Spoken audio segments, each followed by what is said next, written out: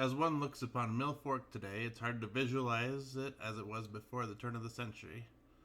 There were 3 sawmills in Mill Fork Canyon. Here, ties were cut out of spruce, pine, or whatever was available. It helped supply ties for the Rio Grande Railroad and 2 branch lines. Also, the lumber was used to build homes here at Mill Fork and up and down the canyon. There were charcoal kilns located along the highway just west of this cemetery. Men with teams and wagons cut pinion pine to burn in these kilns.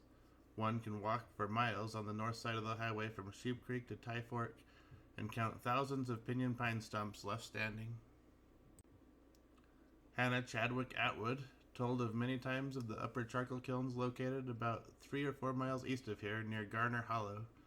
Her husband lived about a half mile east of the cemetery along the side of the hill and had 2 sons born there.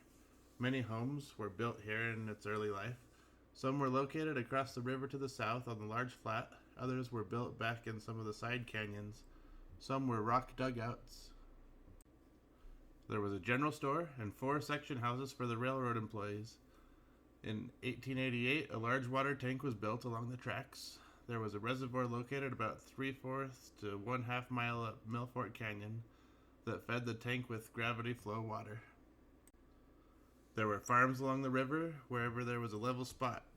Beautiful potatoes were grown up here, also hay and grain. Men worked on the section for the charcoal kiln and other means to make a living. They had dances held in the schoolhouse between here and Sheep Creek to the west. One boy burned it down so he wouldn't have to go to school. About 250 people lived here at its peak. All that's left now is this cemetery. The placid outward demeanor of the cemetery belies the fact that nearly half, and possibly more, of its 16 known residents died tragically.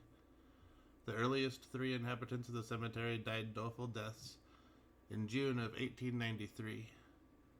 Doug and Christy Atwood and other families familiar with the Mill Fork Cemetery knew there were unmarked graves in its west section. They did not know until the summer of 2005, however, the names of any of the dead buried there.